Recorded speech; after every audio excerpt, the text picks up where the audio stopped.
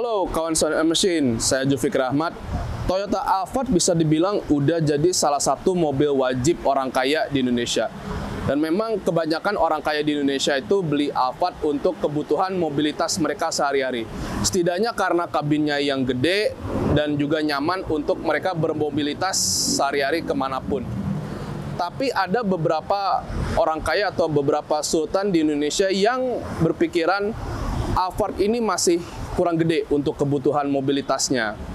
Nah, dalam video ini Sound and Machine bakal bahas alternatif sekaligus 7 fakta menarik dari Toyota Grand S di showroom Glamour Auto Boutique Jakarta Selatan.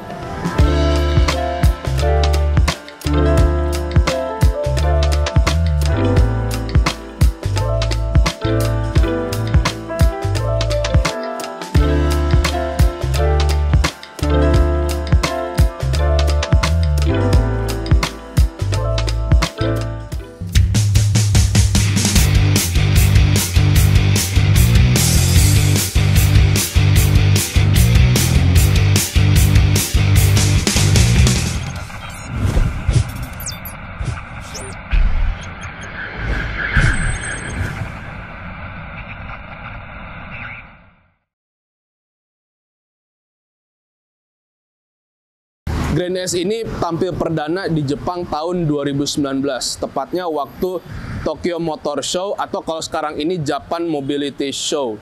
Nah, Grand S ini dia bisa dibilang menggantikan posisinya Toyota Estima ya. Kalau kawan saya masih ingat dulu ada Toyota Estima, jadi kayak MPV cuman dia memanjang ya. Tapi dia nggak menggantikan Hi-S yang generasi sebelumnya. Memang di Jepang ada Hi-S yang untuk penumpang, ada juga Hi-S yang komersil. Nah, Grand S ini dia tidak menggantikan posisinya Hi-S di Jepang karena salah satunya karena regulasi dimensi yang ngaruhnya bisa ke pajak. Karena di Jepang itu mobil kalau ukurannya gede biasanya pajaknya lebih mahal dibanding yang ukurannya lebih kecil. Makanya Hi-S itu di Jepang masih ada ya. Atau kalau di Indonesia Hi-S komuter lah yang hidungnya pesek itu. Jadi Grand S ini dia tidak menggantikan Hi-S, tapi dia bisa dibilang menggantikan posisinya Estima.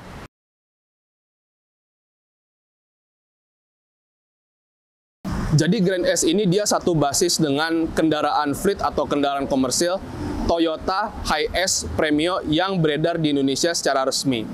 Grand S ini dia pakai platform Toyota New Global Architecture, tapi untuk kendaraan fleet atau kendaraan komersil, yang artinya dia sasisnya masih sasis leather ya, tapi leather straight.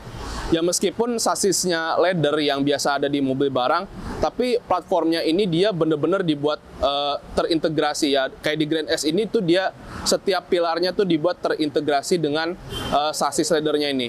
Nah, keunggulan dari sasis leathernya ini yang pasti karena kekuatannya ya, kekuatannya yang bisa dibilang belum sasis monocoque pun masih belum bisa menggantikan. Makanya Toyota Land Cruiser sekarang ini dia sasisnya masih leather meskipun dia udah TNGA yang bikin dia lebih kaku. Tapi Grand S ini sama Land Cruiser platformnya beda ya, meskipun sama-sama leather, sama-sama TNGA beda ya.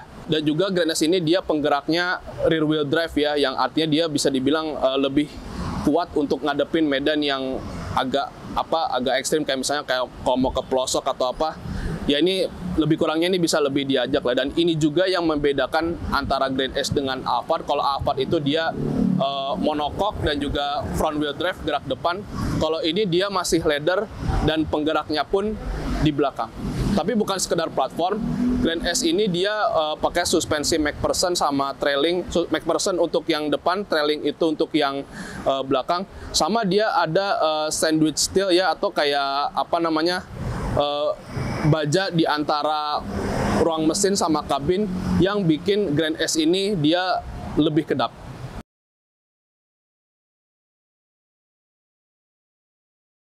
Jadi Grand S ini bisa dibilang Hi-S yang dibikin lebih mewah, dan itu udah kelihatan dari tampilan eksteriornya.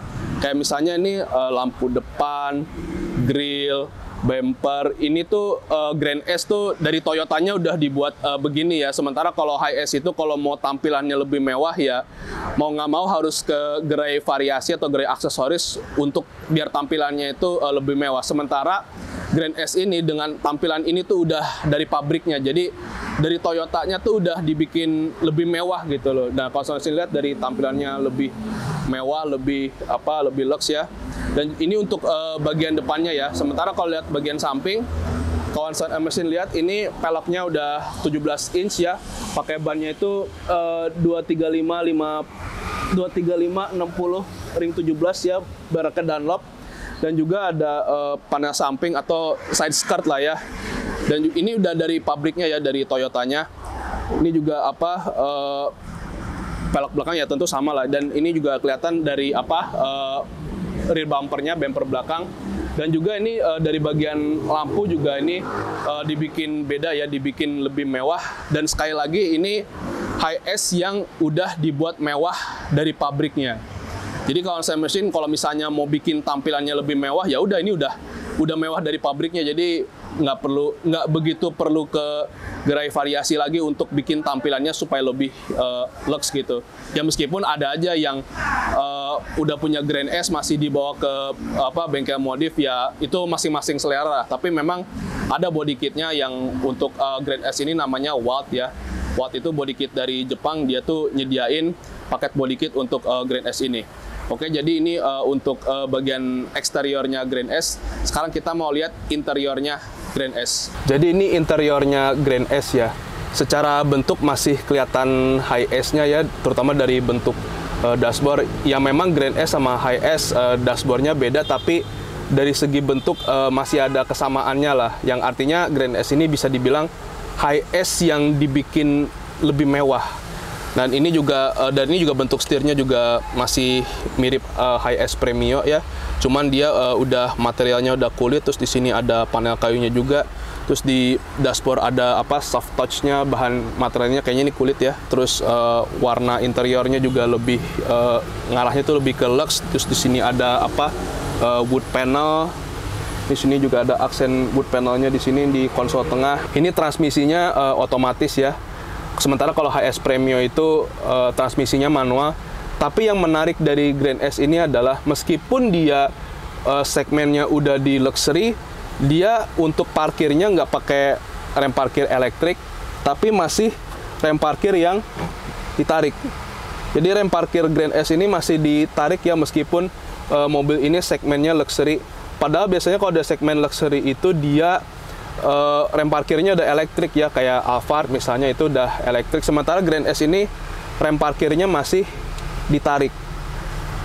Dengan rem parkir tarik ini ya, kalau alasan teknisnya lebih kurangnya berhubung ini basisnya kendaraan komersil, ya mungkin ya biar lebih durable kali ya.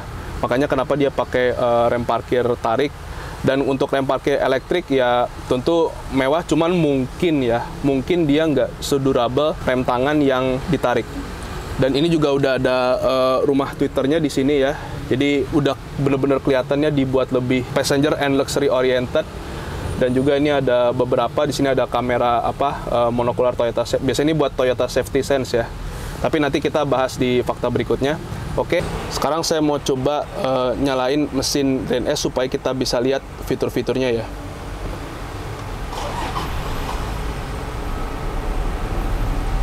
Oke, Grand S ini dia mesinnya diesel yang bakal dibahas di fakta berikutnya. Dan Grand S ini dia spionnya udah spion digital ya, yang bisa memudahkan driver untuk ngelihat ke belakang karena mobil ini ukurannya gede banget. Dan juga ini head unitnya masih spek Jepang ya. Ini ada FM di sini. Nah ini juga masih ada nama-nama Jepangnya. Ini juga 91.6 ini nama stasiun radio Jepangnya. Ini cuman kalau di Indonesia udah beda ya. Meskipun angka frekuensinya sama tapi namanya beda. Dan ini masih ada Jepangnya ya di head unit ini. Oke, jadi ya seperti ini sebagian fitur dari Grand S ya. Sekarang kita mau coba duduk di jok belakang.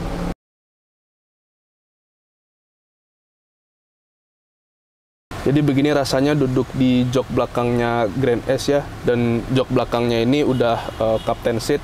Tapi untuk yang Grand S yang ini captain seatnya cuman di jok baris keduanya aja. Selebihnya masih jok yang model biasa ya, atau yang bukan captain seat lah.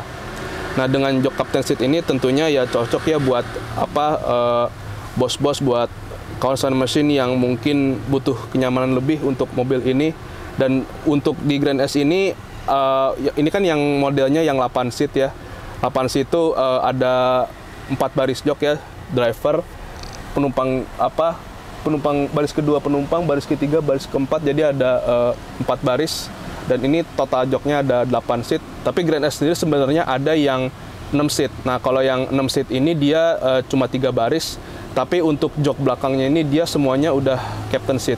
Yang saya duduk ini variannya di 8 seat ya, dan ini jok belakangnya lega ya, lega banget untuk saya yang tingginya sekitar 180 cm. Kalau saya mesin lihat legroomnya lega ya, bahkan headroomnya pun lega juga ya.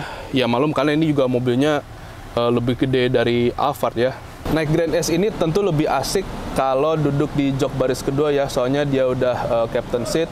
Dan di captain seat ini ada beberapa fitur ya, kayak ini buat kaki ya, kayak di sofa Ottoman.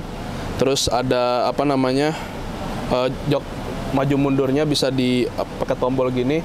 Dan juga berhubung captain seat, joknya lebih gede gitu, jadi lebih enak untuk kemana-mana.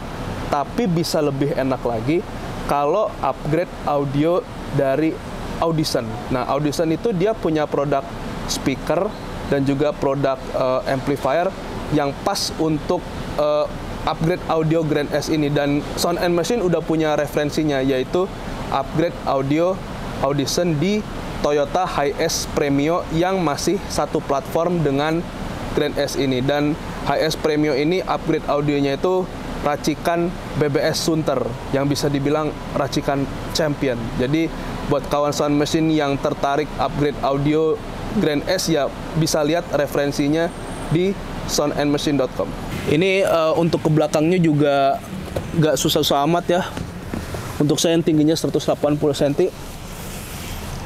Oke, ini untuk di jok baris ketiganya. Ini joknya bukan yang captain seat ya, tapi meskipun bukan captain seat cukup nyaman joknya. Ini joknya masih saya mundurin biar bisa muat. Dan untuk jok baris ketiga ini ya dengan setelan kayak begini tentu jadi sempit ya. Jadi kalau untuk biar lebih lega harus dimajuin dulu captain seatnya. Iya. Jadi lebih lega sekarang. Ya artinya kalau mau lebih nyaman duduk di jok baris ketiga, untuk saya yang tingginya sekitar 180 cm, setidaknya mesti dimajuin dikit untuk jok baris keduanya ya. Tapi kalau dalam situasi seperti ini rasanya hampir nggak mungkin ya, karena ini kan masalahnya captain seat. Nah, kalau captain seat ini yang duduk kan ya bisa bosnya atau siapanya lah gitu kan. Rasanya hampir nggak mungkin ya, kayak misalnya bosnya minta majuin jok itu kayaknya nggak. Tapi ya ini udah cukup nyaman sih untuk joknya sendiri. Cuma lebih nyaman lagi kalau captain seatnya ini dia dimajuin sedikit. Terutama untuk saya yang tingginya sekitar 180 cm. Oke, jadi ini jok baris ketiganya. Sekarang kita mau duduk di jok baris keempatnya. Jadi gini rasanya duduk di jok baris keempat ya. Jok baris keempatnya ini cukup agak sempit ya, terutama kalau memang konfigurasi joknya seperti ini. Jadi supaya lebih luas untuk saya yang tingginya sekitar 180 cm, jok depan ini harus dimajuin. Nah, jok depannya udah maju ya, jadi lebih lega. Yang artinya Grand S ini sebenarnya lega, tapi tergantung posisi joknya. Kalau posisi joknya kayak tadi ya tentu sempit, tapi kalau misalnya dimajuin sedikit-sedikit ya udah cukup lega lah. Dan memang Grand S ini untuk jok depannya dia masanya udah captain seat, jadi untuk kelegaannya mungkin nggak begitu merata ya antara jok baris kedua, jok baris ketiga, jok baris keempat ya, karena memang ini mungkin lebih dirancang ke fungsional ya, dan yang lebih diprioritasin justru yang duduk di jok baris kedua. Dan biasanya yang duduk di jok baris kedua itu kan, berhubung ini captain seat ya, kayak yang majikannya atau bosnya atau petingginya atau siapanya lah gitu, yang punya posisi tinggi di sebuah mungkin perusahaan, mungkin di mana lah, pokoknya yang punya kedudukan yang, salah satu kedudukan yang paling tinggi lah. Oke, jadi seperti ini rasanya duduk di kabinnya Grand S ya. Oke, sekarang kita mau lihat bagasi Grand S ini ya. Ini bagasinya masih belum ada elektrik macam-macam ya, karena ini memang basisnya juga kendaraan komersil. Dan ini bagasi Grand S yang 8 seat ya, dia lebih kecil ya, karena ini posisi joknya mundur ya. Kalau mau lebih luas ya, ini joknya harus dimajuin. Nah, jadi kayak gini, harus dimajuin biar bagasinya luas.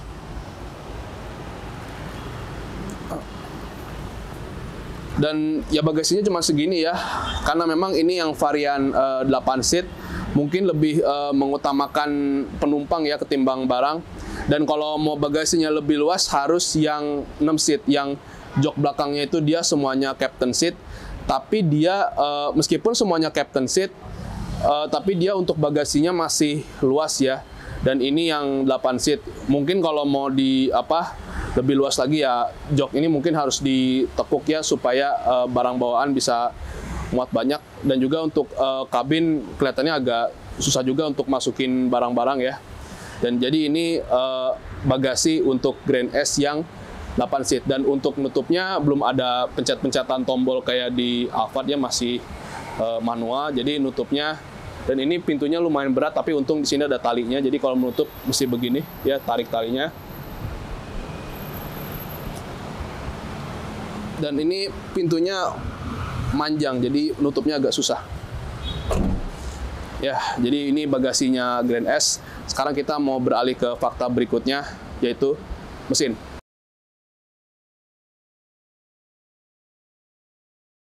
Jadi ini mesinnya Grand S ya, 2800 cc, diesel, turbo diesel, kodenya 1GD FTV. Jadi mesinnya lebih kurang sama ya kayak Fortuner yang 2800 cc, dan juga sama dengan Toyota Hiace Premio yang dua-duanya beredar di Indonesia secara resmi.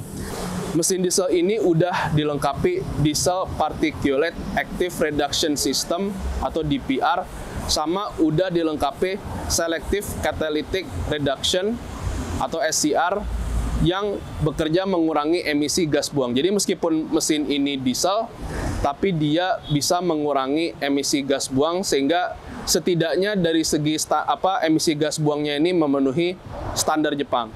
Tenaga dan torsinya untuk Grand S Premio ini dia tenaganya 177 PS ya di RPM 3400, dan torsinya ini dia 450 Nm di RPM 1600 sampai 2400 RPM ya.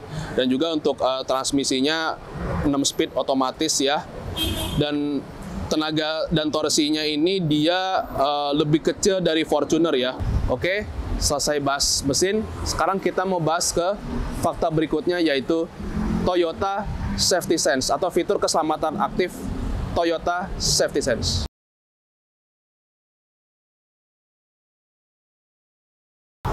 Grand S ini dia udah dilengkapi fitur keselamatan aktif Toyota Safety Sense, dan itu kelihatan dari ada kamera kecil di bagian di sekitaran spion ya. Kalau dari keluar kelihatan tuh ada sedikit kayak kamera kecil. Nah, Toyota Safety Sense ini dia punya fungsi seperti misalnya ketika mobil jalan, begitu lihat ada objek kayak mobil lain atau pejalan kaki atau pesepeda, misalnya dia lagi jalan berada di titik yang kira-kira bakal kena, kalau pengemudinya agak aware, dia bisa ngerem sendiri. Dan juga dia juga udah ada rear cross traffic alert ya. Jadi kalau misalnya pas mundur, misalnya ketahuan kedeteksi ada mobil, dia bisa ngerem. Tujuannya biar nggak nyelonong terus kena, untuk menghindari benturan karena kemudi yang tidak terkontrol. Dan juga Grand S ini udah ada cruise control-nya. Jadi Grand S ini dari segi fitur keselamatan dan kenyamanan kayak mitigation system atau yang mencegah terjadinya benturan. Terus cruise control juga udah ada ya, yang artinya dari segi sistem keselamatan ya bisa dibilang standar mobil mewahnya Toyota lah. Oke, selesai bahas Toyota Safety Sense, sekarang kita mau bahas fakta berikutnya, yaitu dimensi.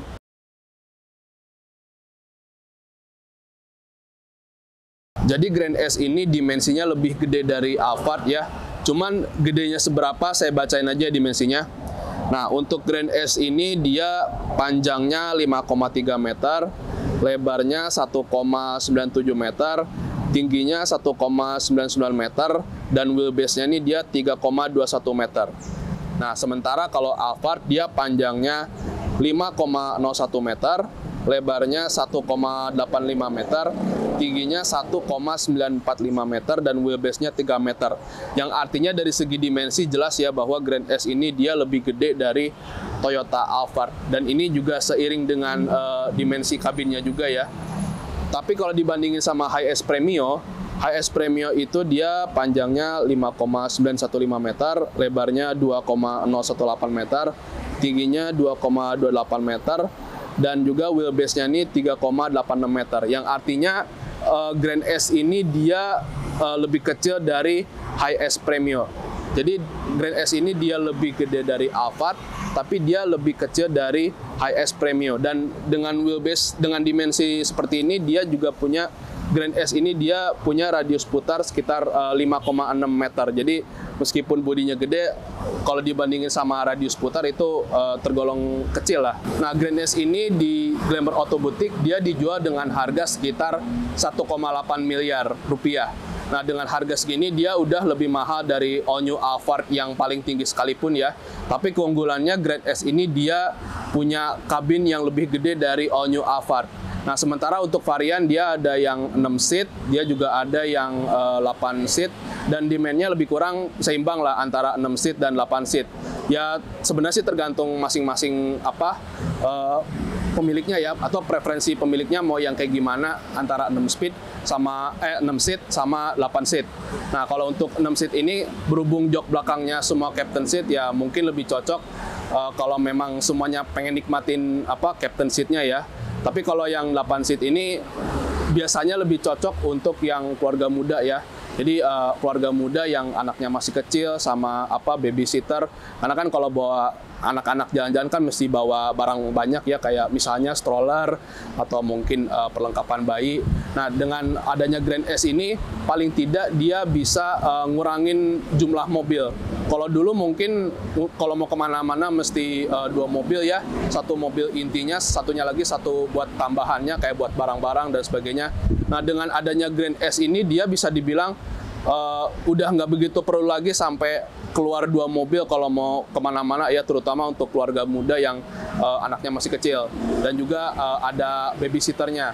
Oke, sekian untuk video kali ini, semoga bermanfaat. Seperti biasa, jangan lupa diklik like, subscribe channel YouTube soundandmachine.com. Kalau kawan Sound and Machine punya komentar, pertanyaan, atau apapun itu, tulis saja di kolom komentar.